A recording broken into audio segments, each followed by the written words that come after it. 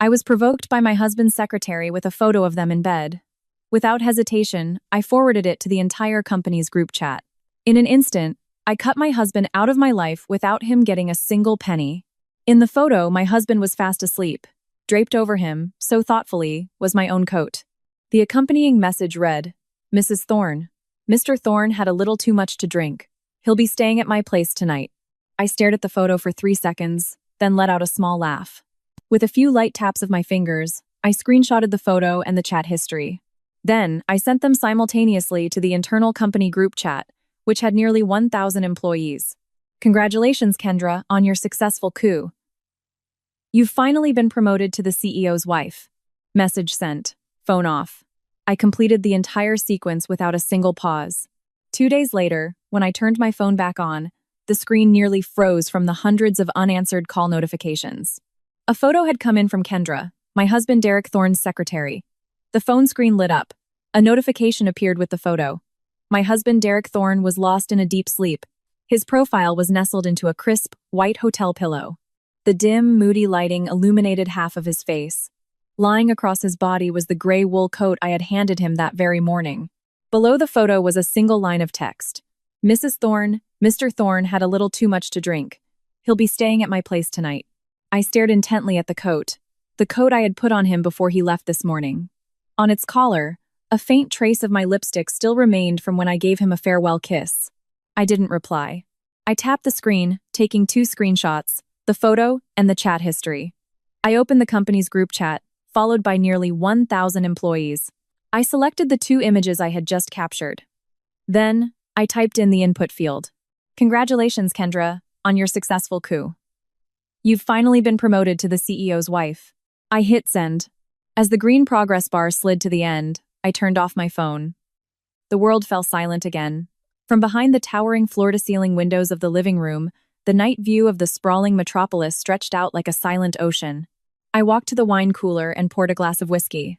Ice cubes clinked against the glass, a sharp, clear sound. Today was our 5th wedding anniversary. On the table sat a custom-ordered cake I had picked up just that afternoon. The design was a pair of beautiful black swans. Derek had called earlier in the day, saying he had an important business dinner he couldn't miss. "I'll be home late, but we'll continue the celebration then," he had said. So this was what he called a business dinner. This was the continuation of our celebration. I walked toward the cake with the glass in my hand. The black swan held its neck high, a posture of elegant pride.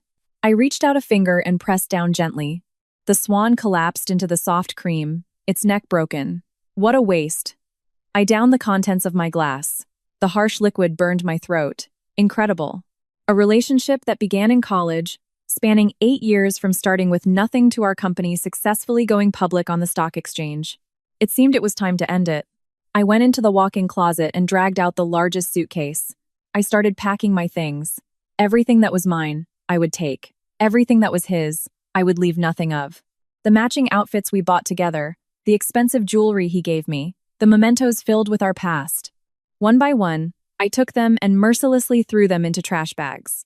It was as if I was performing a total detoxification of a man. Throughout the process, my heart was unnervingly calm. No tears, no outbursts of anger. Like a competent surgeon, with extreme composure, I performed an operation on myself, cutting away the tissue that had rotted. It was painful, but it had to be done. 2 hours later, the suitcase was packed to the brim. Beside it, 3 large trash bags were piled up. The 2 4-hour moving service I had booked arrived promptly at 3 a.m. The workers quietly and efficiently loaded my belongings into the truck. I looked at the home I had built with all my heart for the last time. On the wall still hung our wedding photo.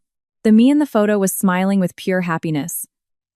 The Derek in the photo was looking at me with such a gentle gaze. I walked closer and took the photo off the wall. Then I let it slip from my hand. Crash. A loud sound echoed. The glass frame shattered into 1,000 pieces on the floor. "Let's go," I said to the workers. The truck left the apartment and merged into the city's pre-dawn traffic flow. I didn't look back once. My new home was an apartment unit I had secretly purchased a few months ago. I had kept it empty all this time. I always told myself, a woman should always have an escape route, just in case. Now I realized how right that decision was. By the time the moving was done, the eastern sky was beginning to turn red. I took a warm shower, put on clean pajamas, and lay down in the unfamiliar bed. Sleep wouldn't come. I began to calmly replay all the events in my head. Kendra, Derek's secretary, had been working for a year and a half. Beautiful, smart, a graduate of a prestigious university, and very competent. That was her reputation at the office. Every time I came to the office to bring something for Derek, she always greeted me with a smile and called out sweetly, "Mrs. Thorne, thank you for coming." She remembered my tastes in detail, even preparing my favorite tea before I arrived. And with casual gestures, she always showed off how well she and Derek worked together. For instance, with just a slight glance from Derek, she knew which document to hand over. Before Derek finished speaking, she could complete his sentences perfectly. She had even once said to me in a joking tone, "Mrs. Thorne, sometimes I think I might understand Mr. Thorne better than you do." At the time, I just laughed and brushed it off. I thought a reliable work partner for a man and a soulmate in one's personal life were two different paths that would never intersect. Now I realized I was too naive, or rather, too self-confident. Because of that confidence, I ignored so many strange signs. For instance, Derek coming home later and later. For instance, the scent of a perfume that wasn't mine sometimes lingering on him. For instance, him unconsciously starting to refute my opinions in a tone just like Kendra's. "Cassandra, your thinking is too idealistic. Kendra's plan is more realistic. Kendra said this project's risk is too high. We'd better wait and see." Kendra, Kendra, Kendra. The frequency of her name being mentioned increased day by day, yet I only dismissed it as normal work interaction. Until that photo, like a sharp knife, tore apart this false peace. When I closed my eyes, the image reappeared in my mind. Derek's sleeping face, my coat, and Kendra's provocative message. Why was she so bold? She must have been betting that I would suppress my anger for the sake of the company and Derek's career. She was sure I would call her secretly or cry and scream at Derek, then accept some cliché excuse about a man's momentary lapse. That way, she could remain by Derek's side as the victor and eventually push me out. Unfortunately for her, she miscalculated. I, Cassandra Vance, had no intention of accepting such a deal. "If you challenge me to a fight, I will prepare the grandest stage for you. Let the nearly 1,000 people in the company witness your forbidden love." I don't know when I finally fell asleep. All I remember is that it was the deepest and heaviest sleep I'd had in the last 2 years, completely dreamless. 2 days later, I slept until I woke up naturally. Sunlight streamed through the gaps in the curtains, creating striped shadows on the hardwood floor. The room was unfamiliar, but the air was filled with the scent of the perfume I always used. I got up and reached for the phone beside my pillow. I had kept it off for 2 days. It was time to check the extent of the storm's spread. I took a deep breath and long pressed the power button. The phone vibrated briefly and the screen lit up. After the familiar startup animation, the signal immediately went to full bars. The next second, my phone started to go crazy. Brr, brr, brr. The intense, continuous vibration felt like it was about to jump out of my hand. The screen was flooded with notifications for missed calls, text messages, WhatsApp, and various other apps, all pouring in at once like a flood from a broken dam. Hundreds of call notifications, an uncountable number of unread messages, and the WhatsApp notification badge instantly hit 999 plus. My phone started to heat up, and the screen became sluggish from processing so much data at once. I checked the call history. At the very top was Derek's name with 199 plus missed calls. Below it was a long list of names, company directors, my friends, and unknown numbers. I switched the phone to silent mode and tossed it onto the bed. I went to the kitchen and made a simple breakfast, a sunny-side-up egg, toast, and a glass of warm milk. I ate very slowly and methodically, as if no matter how ferocious the storm raging outside, it had nothing to do with me. After breakfast and washing the dishes, only then did I pick up the still warm phone.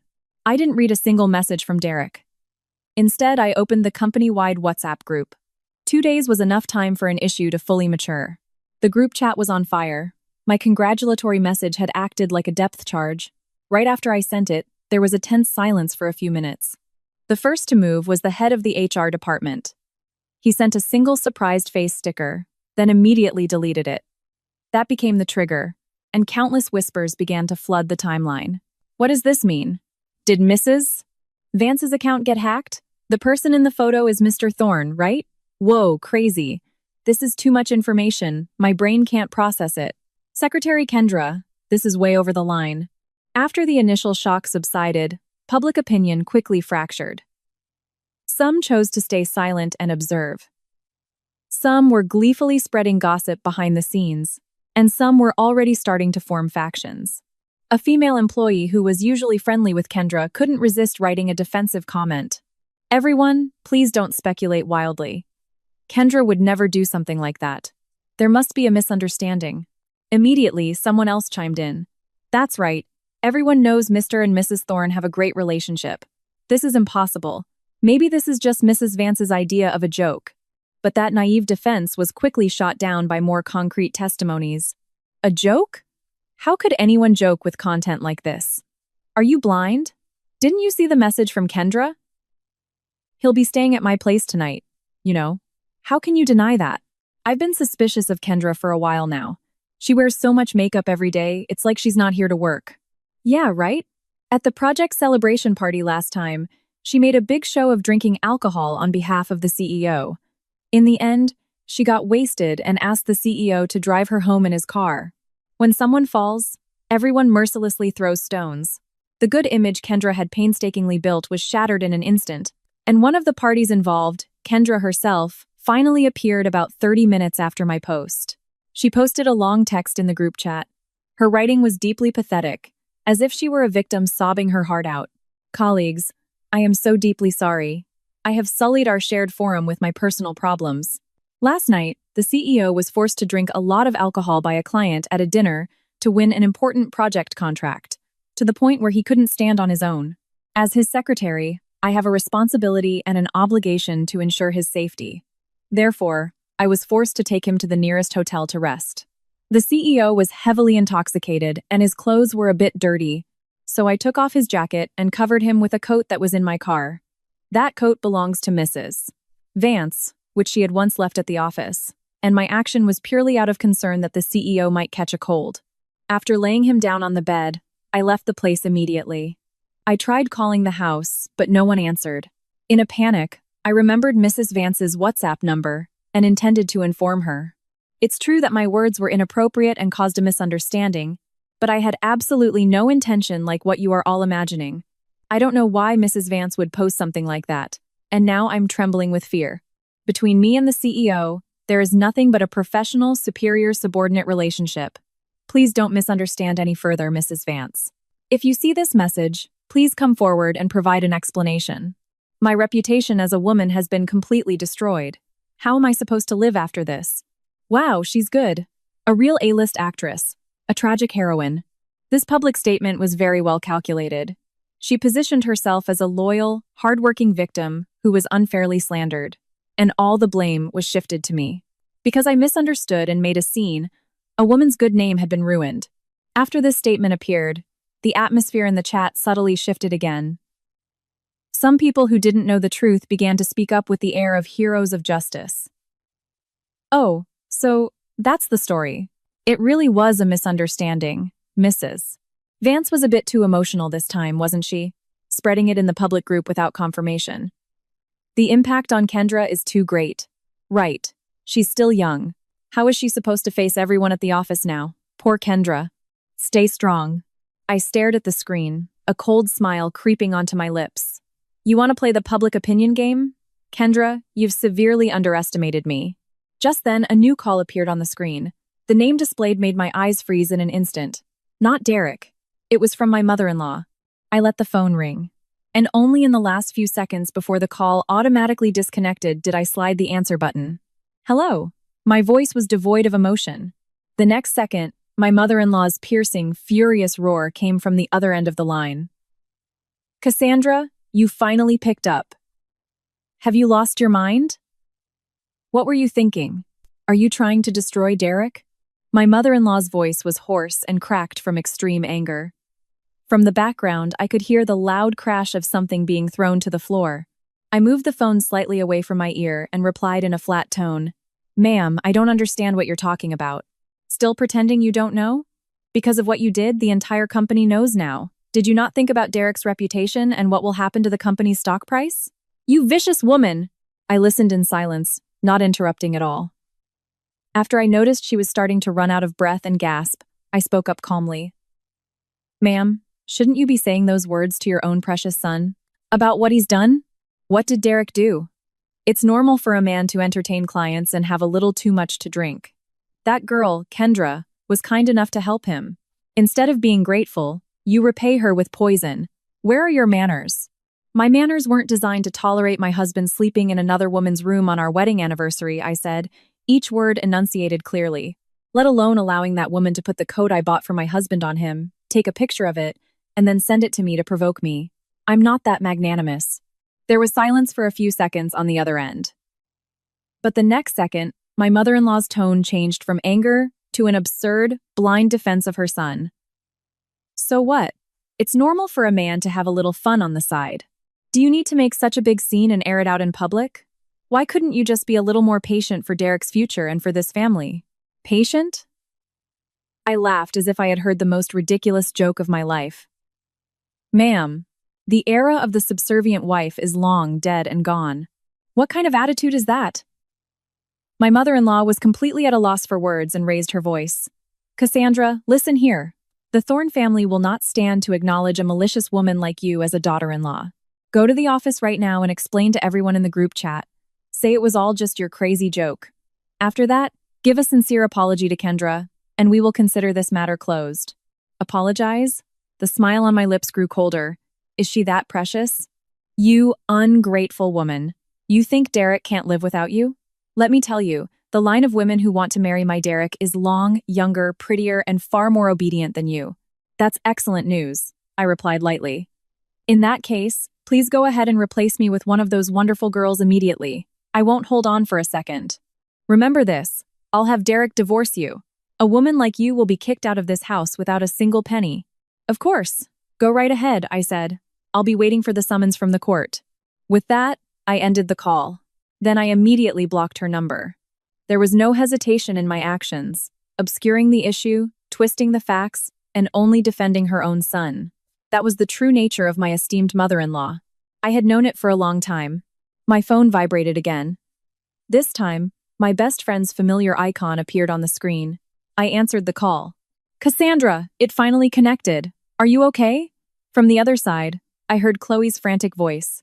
Chloe was my classmate from college and my one true best friend. She currently worked as an executive at a top headhunting firm. I'm fine. Hearing her voice, my tense nerves relaxed a little. Thank God you're safe. I was so worried. But your move this time was savage, dropping the bomb directly in the company-wide chat. It's the talk of the whole industry now. Derek's company must be buzzing like a kicked hornet's nest today. Chloe's tone held an unconcealed excitement and a hint of satisfaction. Of course. I intended for it to be a big deal. It feels so satisfying. Chloe fully supported my actions. For a scumbag and a homewrecker like that, there's no need for mercy. But what's your next move? I hear that Secretary Kendra is quite cunning. She's going around the office crying, saying she's the victim and you misunderstood. She's trying to paint you as the hysterical villain. I know. I've already read the tragic heroine essay she posted in the chat. So what are you going to do? Just let her twist the narrative like that? Chloe asked, concerned. I sipped the milk from my glass. The warm liquid flowed into my stomach, providing a sense of comfort. No rush, I said. Let her perform a little longer. A bullet that's been fired needs time to inflict its full damage to show its effect. The thing to avoid most in a war of public opinion is getting dragged into the opponent's rhythm. If Kendra wants to play the victim to gain sympathy, let her act to her heart's content. The harder she tries to act and the more tears she sheds, the more devastating the impact will be when the truth comes out. What I want isn't a momentary victory in a debate. I want to nail her to a cross of shame that she can never erase for the rest of her life, so she can never get back up again. So what are you doing today? Just staying at home? Chloe asked. I looked at the bright sun outside the window and replied calmly but forcefully, No, I'm going to the office. I have to take back what's mine. And while I'm at it, I need to greet the two main actors. Good. Chloe's voice sounded excited. Need me to come? I'll be your backup. My schedule is free today, so I can move anytime. Your good intentions are enough. I declined her offer. This is my battlefield. I'll handle it myself. I hung up the phone, walked to the bedroom, and opened the closet. In it hung a row of brand new clothes with the tags still on. I chose a fiery, deep red dress, a deep V-neck, a cinched waist, and a daringly high slit up to the thigh. I paired it with 4-inch black stiletto heels. Then I sat at the vanity and applied makeup that gave an impression of being sharp yet cold. The final touch was a blazing red lipstick, a color that radiated confidence and strong aggression. I looked at my reflection in the mirror, full of vitality with a cold gaze, and then smiled with satisfaction. Cassandra Vance, welcome back. The show is just getting started. I grabbed my car keys and walked out of the room. My destination. The office. I wanted to see with my own eyes just how far they could continue their cheap melodrama on a stage without the hysterical villain. My car was a white Porsche, a gift from Derek when our company successfully had its IPO. At the time, he said, "Thank you so much for supporting me all this time." Now, those words sounded ironic. The car drove smoothly towards the central business district in the heart of the city. That's where the business empire I built with Derek from the ground up stood. And that's also where the stage for the terrifying trap that awaited me was set. I pulled my Porsche into the dedicated parking spot in the office basement. I turned off the engine but didn't get out right away. I looked at my reflection in the rearview mirror. My lips were as red as blood, my eyes as cold as ice. Perfect. This was the battle uniform and armor I needed. I opened the door and stepped out. The tips of my high heels hit the polished floor, creating a crisp click-clack sound. The sound echoed throughout the vast basement parking area like a war drum accompanying a soldier to the battlefield. I got into the elevator and pressed the button for the top floor, the floor where the CEO's office was. Ding! The bell sounded, and the doors opened. The familiar receptionist, the familiar company logo. But the atmosphere today was utterly strange. The office, which should have been calm and orderly, was now shrouded in an eerie silence. All the employees sat at their desks, pretending to be seriously working. But their restless gazes, their alert ears, and the subtle finger movements as they frequently exchanged messages on the internal chat app told the whole story. The air was thick with the smell of cheap gossip and ill intent. When I, clad in a fiery red dress, appeared in their line of sight, the entire office seemed to freeze, as if a pause button had been pressed. All eyes were literally focused on a single point, me. Astonishment, curiosity, sympathy, and the look of someone enjoying another's misfortune.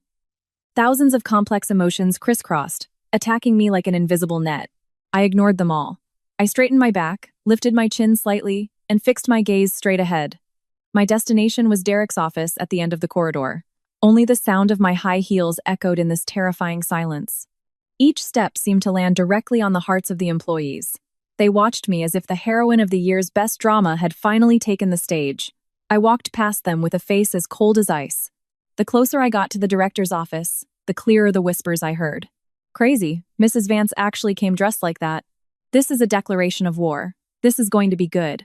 Quick, open the online meeting app. We're starting an unofficial live stream. Kendra is still in the CEO's office. She went in crying this morning and hasn't come out yet. Hearing those voices, a cold smile formed on my lips. Excellent.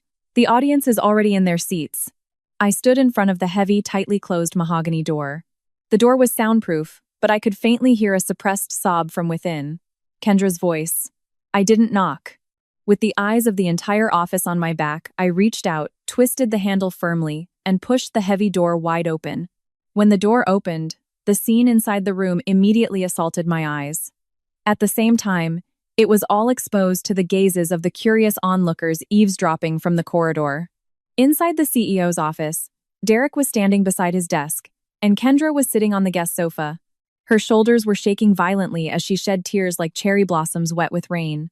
Derek was holding a tissue, his body slightly bent forward, about to hand it to Kendra. His face showed a mixture of annoyance and unavoidable pity.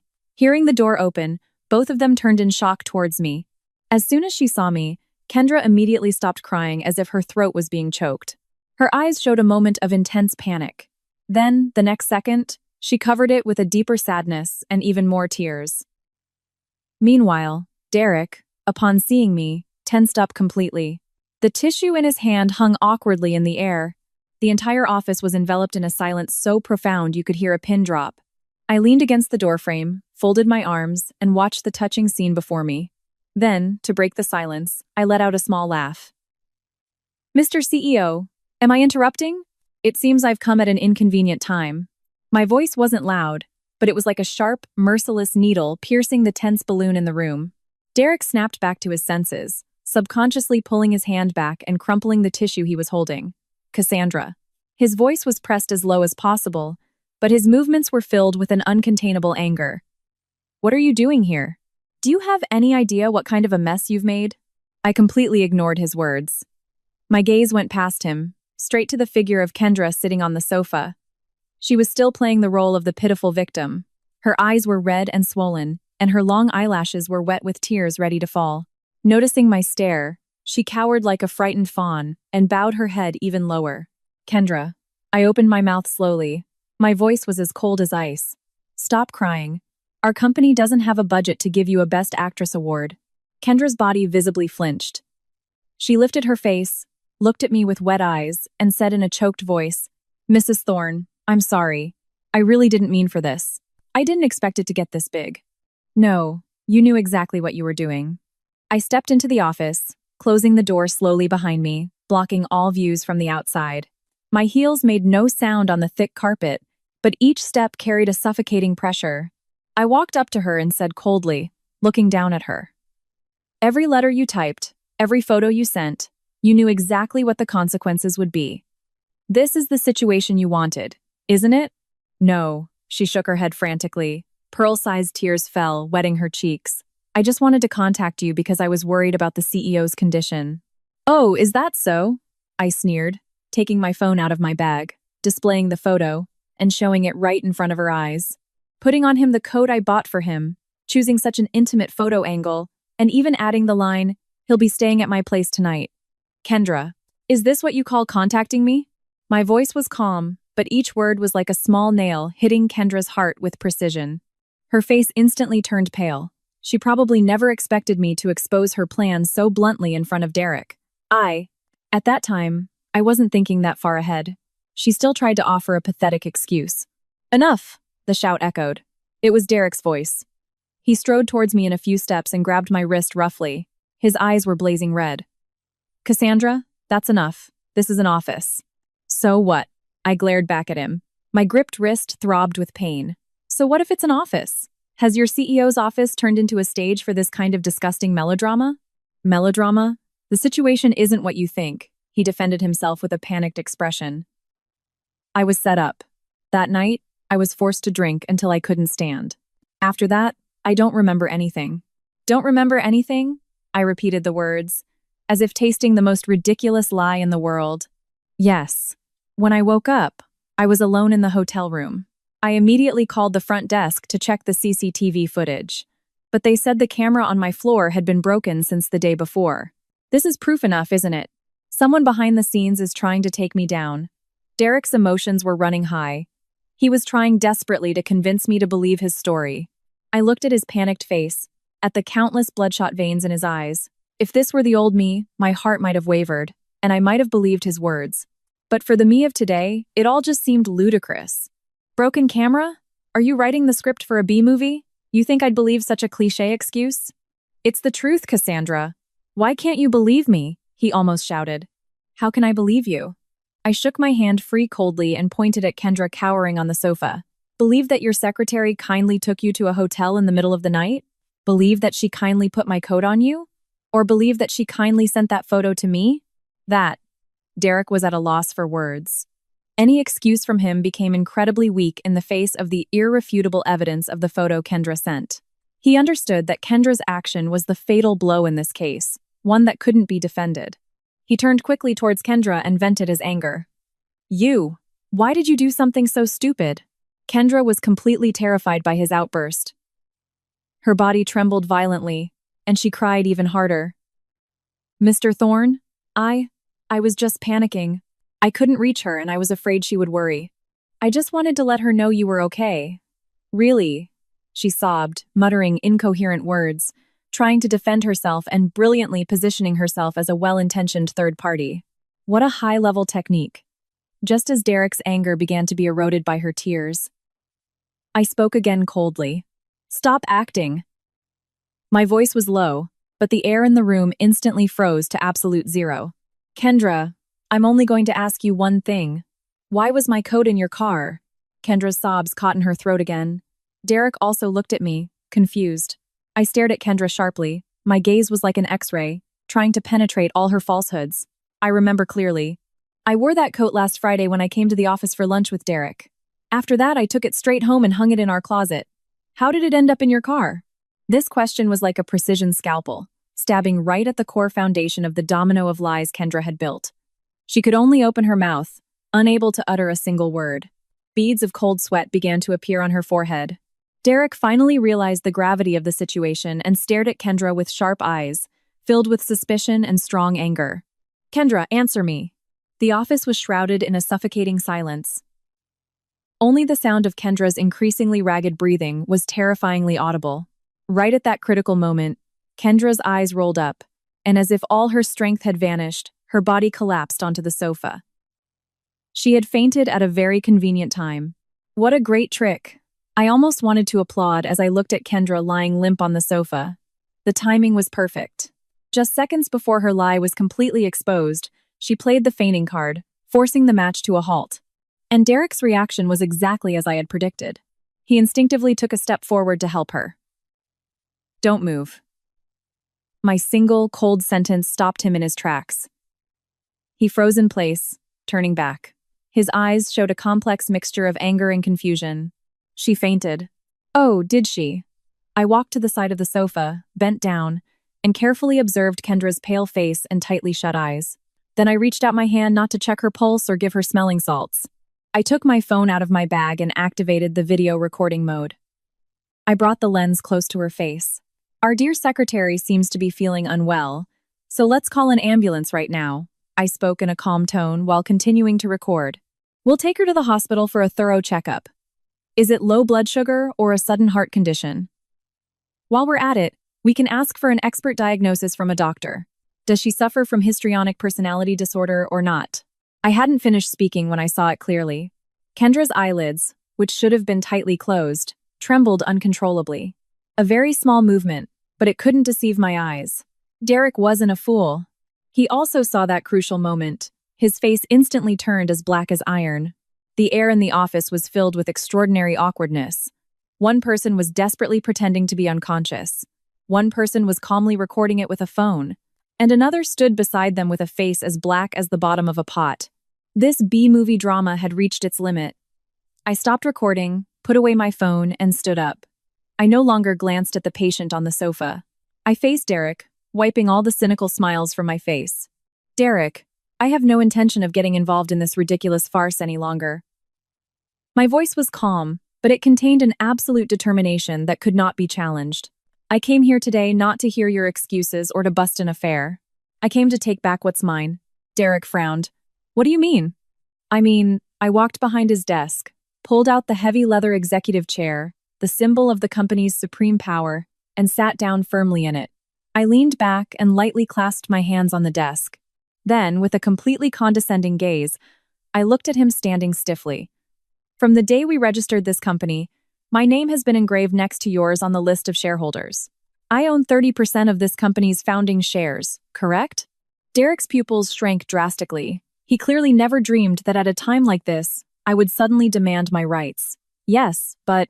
No buts, I cut him off. As the second largest shareholder and a co-founder of the company, I have the authority to object to any action that significantly damages the company's profits and social reputation, and to exercise my legal rights. I stared intently at his increasingly tense face, and with every word I spoke firmly, I declared, You, Derek Thorne, as the CEO, have engaged in an inappropriate out-of-office relationship with your secretary, Kendra. And worse, you allowed it to be publicized in the form of an image, causing a serious loss of public trust. This situation has caused irreparable damage to our company's brand image, and has also had a direct negative impact on the stability of our recent stock price. Don't be ridiculous. We don't have an inappropriate relationship. And the stock price. The market will show you the reality you don't want to see as soon as it starts moving later, I cut in coldly. From this moment on behalf of shareholder Cassandra Vance, I officially request an emergency board of directors meeting. I'm raising 2 fingers. There are 2 items on the agenda. First, the immediate termination of Secretary Kendra. The reason, a serious breach of work ethics and significant damage to the company's image. Second, the temporary suspension of your position. Derek Thorne as CEO, and the implementation of an internal investigation by the board of directors. During your suspension, I will act as the interim CEO and oversee all of the company's management operations. Are you insane? Derek finally exploded in anger, slamming his hand hard on the desk. Cassandra, we built this company together with our blood, sweat, and tears. You can't do this. It's precisely because we built this company together that I can't just stand by and watch this empire crumble because of your immoral personal life. My voice was colder and harder than his outburst. You're mistaken. This isn't a marital spat. This is a very rational business decision. I stood up from the chair, walked closer to him, and looked him straight in the eye. I'm giving you 1 hour. Contact all the directors and arrange an emergency online meeting. In 1 hour, I'll be waiting for your accountability report in the conference room. And as for the one still pretending to be unconscious on the sofa, I glanced coldly at the still rigid Kendra. Instruct the HR department to process her resignation and severance according to the rules. Let her disappear quickly with what's left of her dignity. After saying that, I didn't look at them again, turned around, opened the CEO's office door, and walked out proudly, leaving a back that showed absolute separation in front of them and the woman still trembling behind the scenes. The office area outside the door was dead silent. All the employees saw the icy expression on my face and heard the loud slam from the director's office. They understood. This storm wasn't over. The real war had just begun. After leaving the CEO's office, I didn't return to my long-unused office. I went straight to the largest board conference room. I pushed open the door and gave instructions to the head of general affairs who was following me anxiously. Contact the IT department. In 1 hour, there will be an emergency online board meeting here. Ask them to prepare the equipment as soon as possible. Then I added, bring me a cup of black coffee. No sugar, no milk. Yes, Miss Vance. The head of general affairs replied reflexively, then immediately caught himself. It had been a very long time since he had called me that. After the company's IPO and when management stabilized, I took a step back and only held the position of a shareholder, detaching myself from day-to-day management. Because of that, people at the office usually called me Mrs. Thorne or just Cassandra familiarly, but Miss Vance was the title used by the veteran employees who had fought alongside me and Derek in the early days. That title carried the absolute trust and unshakable authority of a comrade in arms. The head of general affairs quickly realized and bowed his head deeply. Right away, Director. I'll prepare it immediately. I entered the conference room. From the large glass windows, the city's skyscrapers were clearly visible. I had once stood in this very spot with Derek, pointing at the tallest building across the way and vowing, one day, we will put our company's biggest logo up there. Now that dream had been achieved, but all that was left between us was cold calculation and conflict.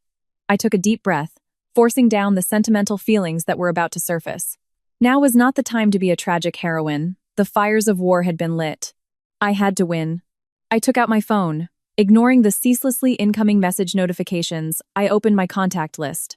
My finger stopped on a name. Arthur Sterling, Director. Mr. Sterling was one of the independent directors on our company's board, and also an old friend of my late father. When Derek and I founded the company, it was Mr. Sterling who provided a significant amount of the initial capital. His ownership stake was only 8%, not much. But besides me and Derek, he was the most senior shareholder and held great influence in the company. His voice on the board carried significant weight. I pressed the call button. Hello, Mr. Sterling. Oh, Cassandra, I was just about to call you. News about the company has reached my ears. Mr. Sterling's calm and authoritative voice came from the other end. Mr. Sterling, I need your help, I said, getting straight to the point. There was a few seconds of silence on the other end. Cassandra, what exactly is happening between you and Derek? I've watched you two struggle so hard to get this far. It's a long story, sir. But please, trust me.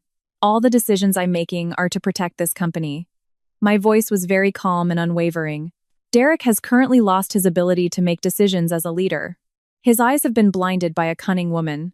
You mean the secretary named Kendra? That's right, sir.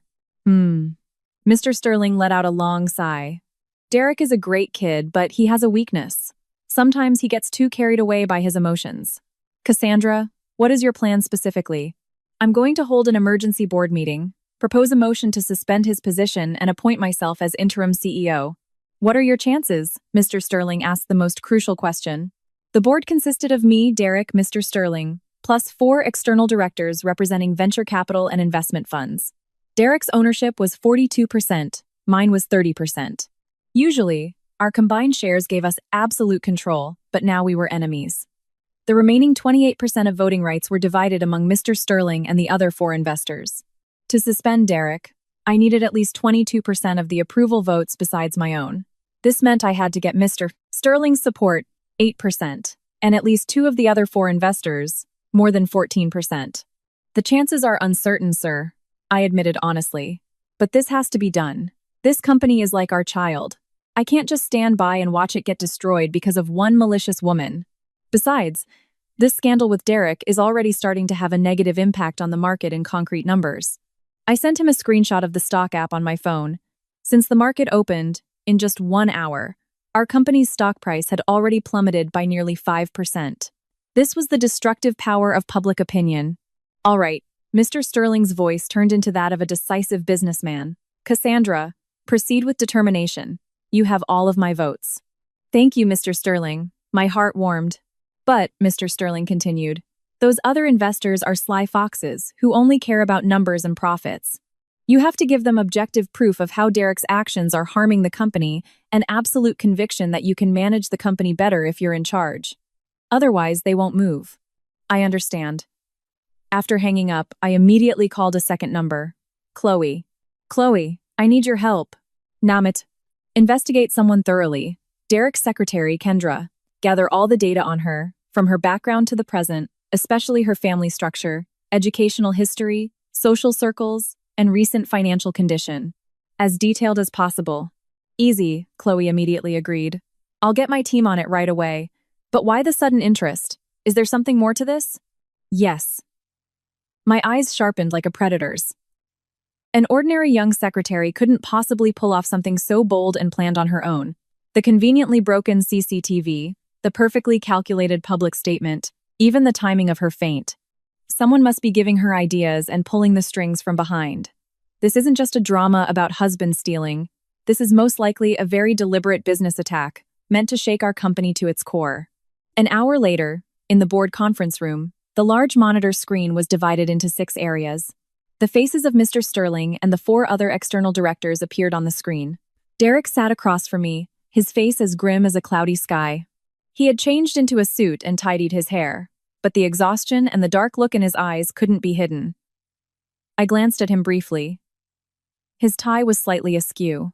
For a man who was always impeccably dressed, this was an unprecedented mistake. I looked away from him without expression. Gentlemen of the board, my apologies. I began the conversation first through the microphone. My voice reached everyone's ears through the speakers. I have called this emergency meeting today because a very serious situation has occurred concerning the social credibility and vital business interests of our company. Without giving him a chance to defend himself, I displayed the affair photo and the screenshot of my post in the group chat in the middle of the monitor. Gentlemen, you may have heard rumors about CEO Derek Thorne these past few days. Now, I present to you the source of those rumors. Across the screen, the expressions of several directors subtly changed. They were experienced business foxes. They had seen scandals of this nature many times before. However, someone bringing their domestic disgrace directly to the board meeting table was probably a first in their long careers. Cassandra, that's enough, Derek growled softly, trying to cut me off. It's still my turn to speak. I stared at him sharply. Intimidated by my powerful aura, he swallowed his words. I turned back to the monitor and continued my explanation. At first glance, this issue may seem like a domestic dispute between Mr. Thorne and myself. However, in reality, it has evolved into a serious public image crisis for our company. I then displayed a graph of our company's stock price for the day. The sharply downward-sloping green curve, like a fall from a cliff, pierced the director's eyes. In just 3 hours since the market opened, our company's market capitalization has evaporated by nearly $100 million, and the entire responsibility for this huge loss lies with the CEO's extremely reckless personal actions and a very calculating secretary by his side. Miss Vance, one of the directors spoke up. He was the representative director from a venture capital firm. It's true that this incident is temporarily affecting the stock price, but this is just short-term market sentiment. Suspending a founder's duties just because of a scandal of this level, isn't that a bit of an overreaction? His words represented the sentiments of many investors present. What they cared about most was the company's profit, not what happened in their CEO's bedroom. Mr. Director, what if this isn't just a scandal of this level? I looked him straight in the eye. What if this secretary, Kendra, is an industrial spy sent by our competitor? Instantly, the air in the conference room froze. Even Derek quickly lifted his face, staring at me with disbelief.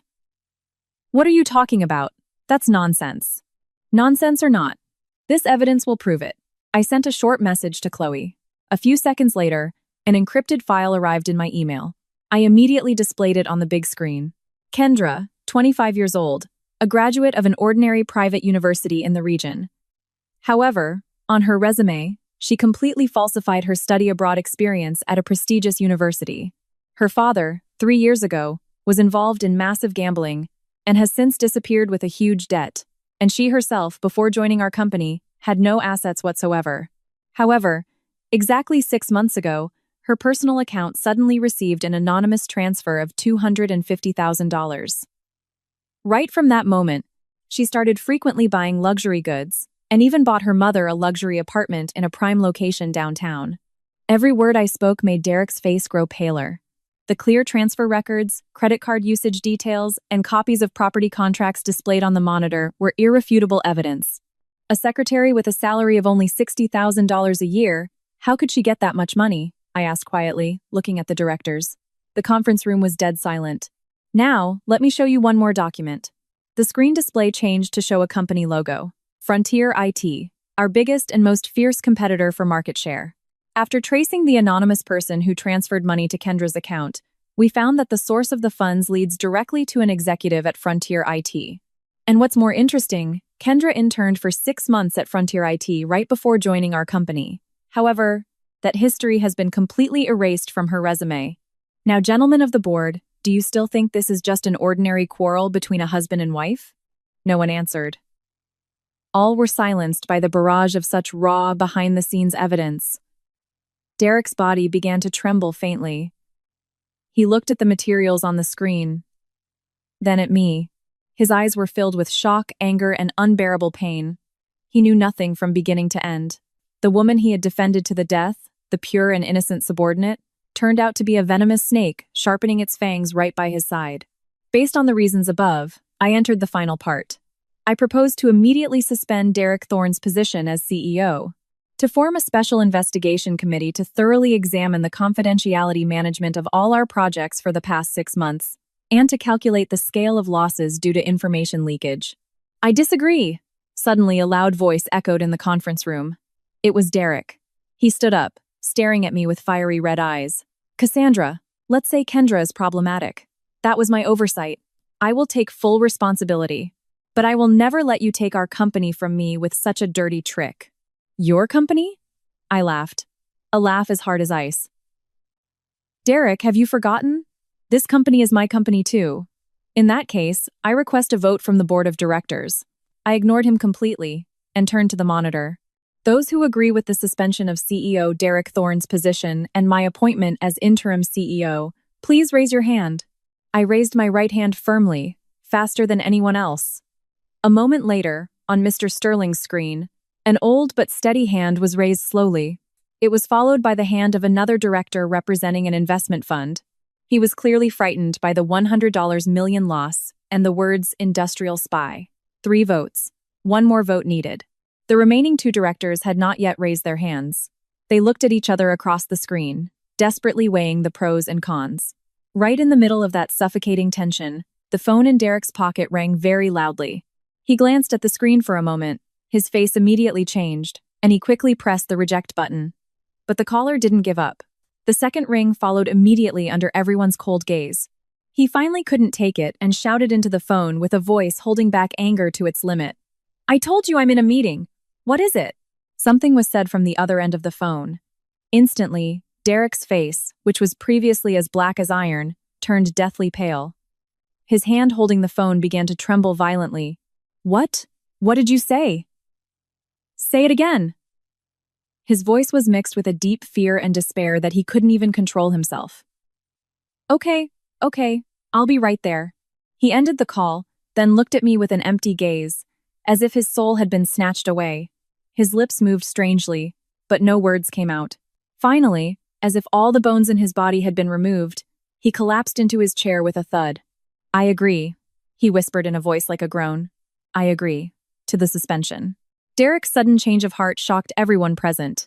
The man who had been roaring like a wounded lion, trying to defend his castle with his own fangs. Why could he so miserably admit defeat just because of one phone call? The conference room was ruled by a different, gripping silence. Across the monitor, the directors looked at each other, unable to understand the reason behind this too-fast drama turn. I looked at the soulless figure of Derek, but there was not a hint of victorious joy in my heart. Instead, an inexplicable sense of foreboding crept up my spine. Who was the caller? What could have been said to make a man throw away all his weapons and surrender in an instant? All right. I forced down the suspicion in my heart and quickly regained control of the meeting. Since the CEO himself has agreed, the motion for suspension of his position is approved unanimously. I looked at the monitor. From this moment, I, Cassandra Vance, will act as the interim CEO and oversee all of our company's management operations. Are there any objections from the directors? Mr. Sterling and the director who had agreed earlier shook their heads slowly.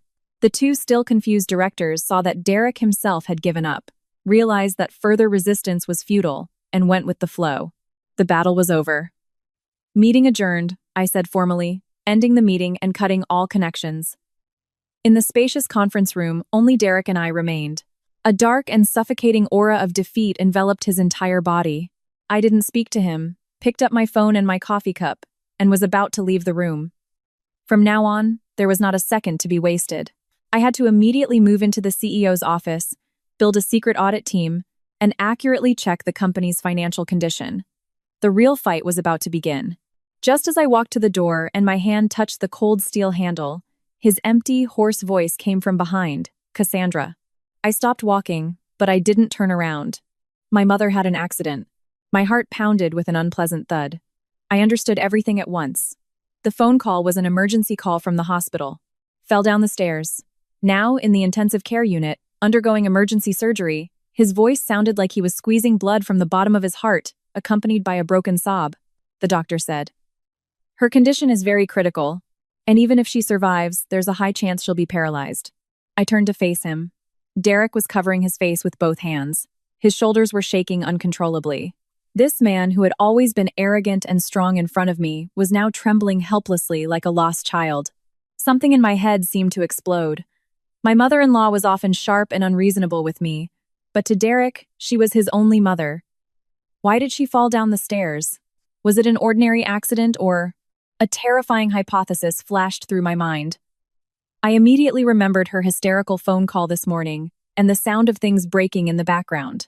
And Derek's words, "My mother said I have to divorce you and kick you out without a penny." If someone as dramatic and selfish as my mother-in-law didn't get what she wanted from Derek, what would be her next step? Could she have come directly to this office to confront me? Or that woman, Kendra? My heart sank into a bottomless abyss. I rushed to Derek and gripped his arm firmly. "Which hospital is your mother in now?" Derek lifted his face. His blazing red eyes were filled with deep despair. He gripped my hand back. His strength was so immense it felt like he was about to crush my bones. "Cassandra," he looked at me. His eyes radiated a complex light I had never seen before. "It wasn't you who said something to my mother, was it?" My heart felt as if it had been pierced deeply by a frozen needle. Even now, he still suspected me. "Derek," I yanked my hand away with all my might, my voice as cold as a blizzard. "In your eyes, do I look like a demon who could do something so vile?" He stammered, as if realizing his mistake. A flash of deep regret crossed his eyes for a moment. I didn't give him time to string together excuses. Now is not the time to find someone to blame. I operated my phone, starting to search for the nearest emergency center. "Tell me which hospital. I'm coming with you." No matter how great the grudge between us, a human life was paramount. Moreover, this situation was, in some ways, an extension of the storm we had created. If something happened to my mother-in-law, a dark, indelible shadow would forever loom over my life. Derek mentioned the name of the hospital with a trembling voice. We ran out of the conference room together, running as fast as we could towards the elevator. The employees in the office could only stare at us in confusion as we ran off with tense and panicked expressions. They would never know. The spectacular business war that had just begun had, in an instant, shifted its stage to a bloody family tragedy. In the car on the way to the hospital, a suffocating silence enveloped us. Derek held the steering wheel. His hands gripped it so tightly they turned white. Blue veins protruded frighteningly on the back of his hands. He didn't say a word, just stepped on the gas like a madman, weaving through the dense traffic. I sat in the passenger seat, desperately trying to piece together the puzzle in my head. Just then, my phone vibrated intensely again. It was from Chloe. I answered immediately. Cassandra, found it. Huge news. Chloe's voice sounded extremely excited. I was investigating Kendra's background, and it turns out it connects to an incredible trail. That Frontier IT executive? He's just a pawn. Behind him is the real puppet master. Cassandra, you know this person well too. Listen, Cassandra, the puppet master's name is… My heart felt like it was about to leap into my throat. Who is it? Chloe took a deep breath and uttered the cursed name that would shake my world to its core. Isabella, Chloe hissed from the other end of the phone. Every syllable seemed to be carved. Isabella. When that name was spoken, an old, rusty box in the deepest corner of my memory opened with a loud clang. What overflowed from it were bright college memories and the dirty mud lurking behind them. Isabella, my roommate in college. And the girl who, just like me, had once fallen head over heels in love with Derek. On the night of the graduation party, she wore a pristine white dress and declared her love for Derek in front of all the students with the air of a tragic princess. But the hand Derek pulled was not hers, but mine. From that day on, we stopped being friends. I had always considered it a bitter memory etched on a single page of my youth that would fade with time. I never dreamed that after 8 years, that name would reappear in my life in such a terrifying way, let alone as the cruel director behind all this tragedy. Isabella, the wife of the chairman of the board of Frontier IT. Chloe's voice pulled my scattered thoughts back to reality. After marrying that rich man, she seems to have become a specialist in her husband's company's dark affairs. The executive who transferred money to Kendra was just one of her main lackeys. So, Kendra was, from the beginning, a cursed puppet she sent to destroy our company. My brain spun at super speed. All the scattered dots now connected into one thick chain. Why was Kendra's resume falsification so perfect? Why could she attack Derek's biggest weakness, his emotions, so accurately? Why did she choose the night of our wedding anniversary to act? It's because Isabella knew me and Derek better than anyone. She knew our wedding anniversary date. She knew Derek's mental weaknesses. And she knew exactly what would hurt me the most. Her goal wasn't to snatch Derek. Her goal was to literally destroy us. To destroy the love we had nurtured for 8 years and the empire we had built with our blood and tears, leaving nothing behind. This wasn't a business attack. This was a crazy and bloody personal revenge drama that had been prepared for a decade. Cassandra, what's your plan? Chloe's voice sounded very worried. I looked at the gray scenery flowing outside the window. My eyes froze completely. Chloe, gather all the evidence you have into one file and send it to me. Then, there's one more job that only I can ask of you. Use an anonymous email address. Send all those evidence documents directly to the personal email of the chairman of the board of Frontier IT, that is, Isabella's husband. Chloe was silent for a moment, then immediately understood my intention and let out a horrified sound, pitting them against each other. Cassandra, you're truly terrifying. She crossed the line first, so we don't need to show her any mercy, I said coldly. A true monster leading a public company. What will he do when he finds out his wife is misusing company assets for personal revenge and creating serious compliance risks for his own company? He will never tolerate it. Isabella's life of luxury will end today. After hanging up, I turned my gaze to Derek at the wheel.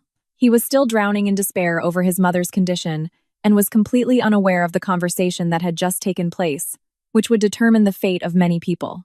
Suddenly, I felt sorry for this man. The kindness and compassion he believed to be his truth had been turned into the sharpest knife by someone else's hand, tearing himself and me apart. Yet, until the very last moment, he still hated the person who had put up a shield to protect him. The car screeched to a halt at the hospital. We jumped out at the emergency room entrance. My mother-in-law's surgery was still in progress. The red in-surgery light above the operating room door cast an eerie glow on the corridor. Suddenly, I saw a familiar figure pacing anxiously in front of the operating room. My father-in-law. As soon as he saw us, he rushed over, his wrinkled face filled with anger and hatred. Derek, you're finally here. Your mother. He saw me behind Derek. His words caught in his throat, and his eyes filled with dark hatred. You! What are you doing here? He pointed at me, his finger trembling violently. If it weren't for you, you jinx, my wife wouldn't be in this state. This is all your fault. You tried to kill my wife. Dad, Derek intervened. Now is not the time to say that. How is Mom? How is she? We don't even know if she'll make it, the doctor said. She fell hard from the stairs. Her head was severely hit, and several of her bones are broken. The surgery isn't over yet, my father-in-law said, his eyes turning red. Since this morning, she kept saying she wanted to go to your office to sort out your business with that harlot. I tried to stop her, but she wouldn't listen. She said if Derek ever divorced Cassandra for that woman, she would die at that company. My heart fell into a bottomless darkness. My suspicion was correct. Mom, went to the office? Derek's voice trembled. Yes. And not an hour later, the police called. Said your mother was found lying in a pool of blood in the emergency stairwell of your company's basement. The emergency stairwell in the basement? I reacted sharply to those words. Not in the office, but in the basement stairwell? That's right, my father-in-law said. According to the security guard, when she was found, she was lying on the landing of the emergency stairs leading to the parking garage from the first basement level, a staircase that people don't usually use, with her head covered in blood. The floor plan of the headquarters immediately formed in my mind. That area was indeed very hidden. Usually, only cleaning staff or patrolling security guards would pass by. And most importantly, that place was one of the few CCTV blind spots in the company. Why was my mother-in-law there? If she had come to confront Kendra, she should have gone straight to the CEO's office on the top floor. Even if she was stopped at the reception, the commotion should have happened in the first-floor lobby or near the elevators. Why did she deliberately go to the dim emergency stairwell in the basement and slip and fall there? It was all too unnatural. Too unnatural. As if it were a scenario perfectly designed by someone. One terrifying conclusion struck my brain cells. Kendra. It must be Kendra. I immediately took out my phone and sent a message to the head of HR. Immediately match Kendra's departure time today with the vehicle entry and exit records in the basement parking. Just after I sent the message, the heavy operating room doors opened slowly. A doctor in green surgical scrubs came out, his face showing deep exhaustion. The family of Mrs. Thorne. We are, doctor. Derek and my father-in-law rushed to the doctor. The operation was successful. Her life has been saved. Hearing that one sentence, both of them collapsed in relief. However, the doctor continued with hesitant words and a very sympathetic gaze. The patient suffered a very severe blow to the head, and although the surgery was successful, there will most likely be serious damage to her brain function. And most importantly, the damage to her spine is very severe. The doctor took a short breath and then stated the cruel fact. It is with a heavy heart that I must inform you. The patient is paralyzed from the waist down and will never be able to stand or walk on her own feet again. The two words, paralyzed, like a giant iron ball, shattered Derek and my father-in-law's mental state to pieces. My father-in-law nearly collapsed to his knees, leaning against the wall, while Derek's face completely lost all its color. He stared at the doctor with a blank expression, his lips trembling violently, but even the strength to scream seemed to be gone.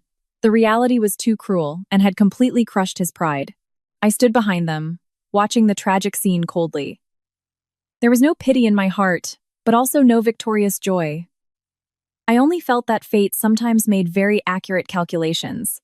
All this time, my mother-in-law had always used misfortune as an excuse to mentally control Derek and constantly interfere in our lives. And now, in the most tragic way, she had immortalized that control. She had become a curse that Derek had to carry for the rest of his life. A burden that could never be released.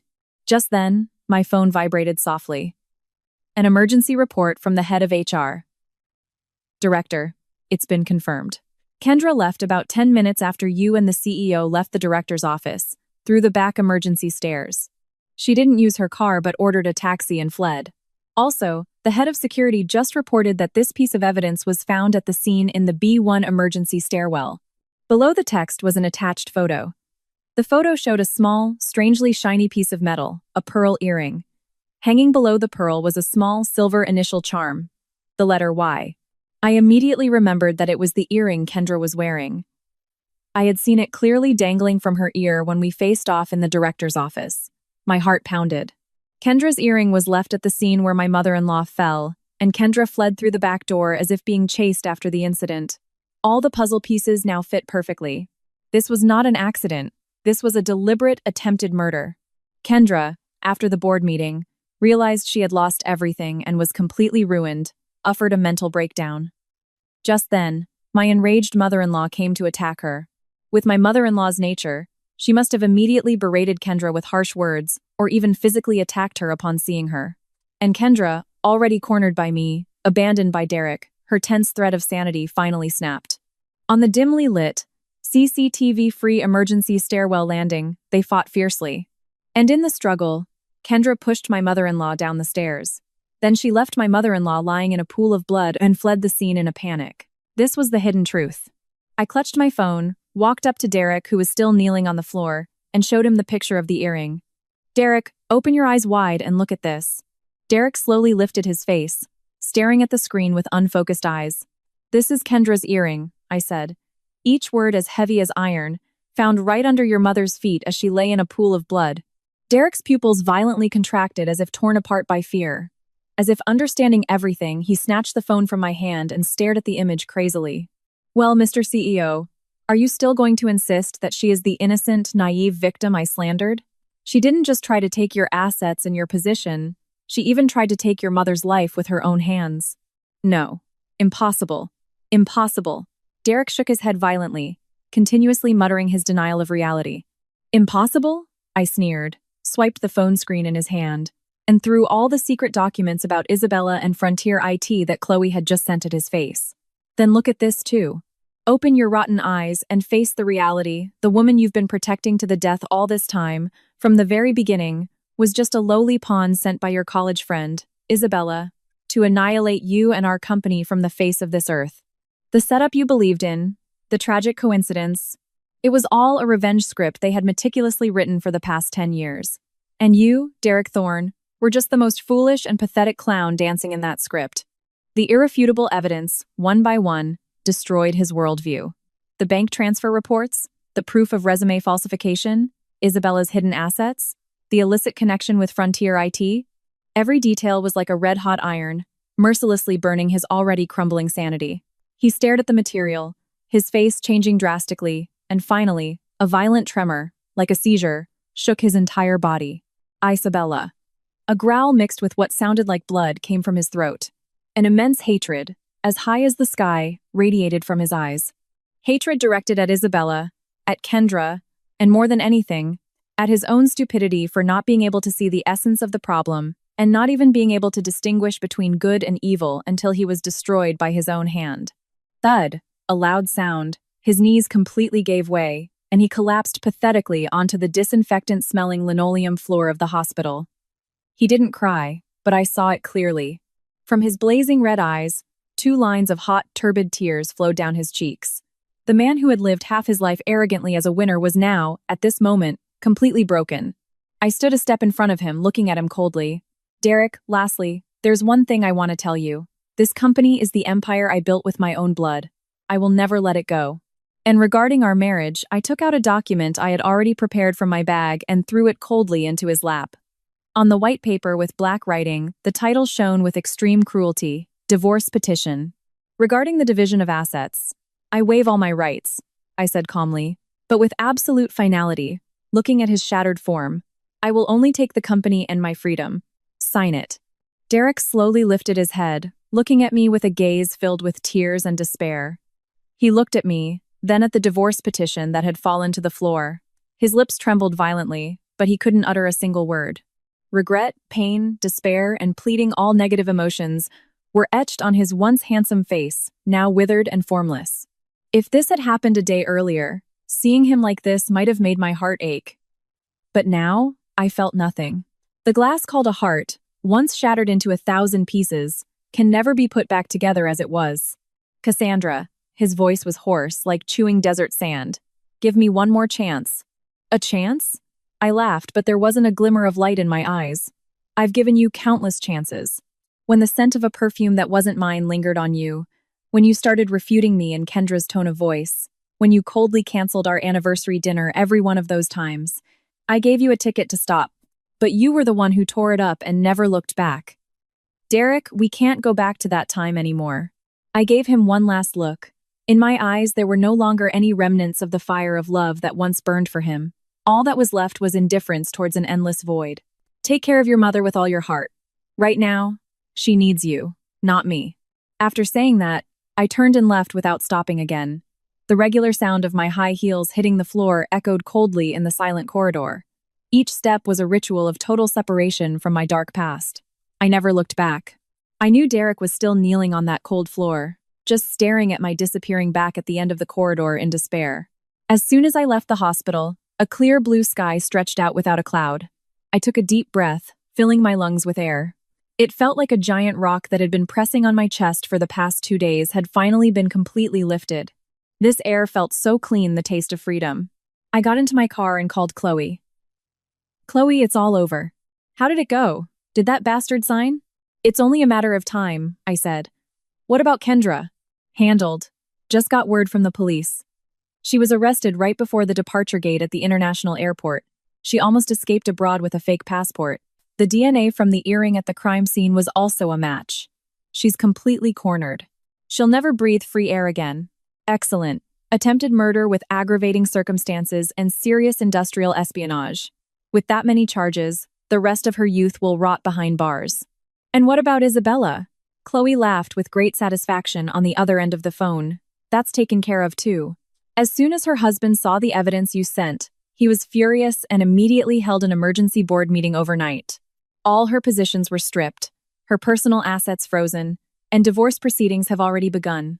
More than that, the chairman even anonymously reported all the evidence of his wife's shady activities to the police's Economic Crimes Division. The investigators are probably raiding her house with a search warrant as we speak. Instant karma, indeed, I said. A bad person will be devoured by a stronger bad person. I'm very satisfied with this inevitable end. A week later, I received the divorce papers with Derek's perfect signature. He didn't demand a single penny's right to the company's shares and had completed the procedure of transferring everything to me without compensation. As he had said, he exited my life with nothing. With this, I, Cassandra Vance, legally and officially became the sole ruler, the main shareholder of this business empire. On the last day of the share transfer process, we met once in the company's reception area for the document handover. He had become very thin, his cheeks gaunt, and the brilliant aura of a top leader had completely vanished. The light in his eyes was completely extinguished.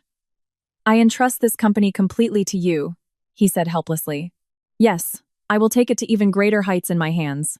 My mother is conscious, but she has lost all memory before the accident, he said with a bitter smile.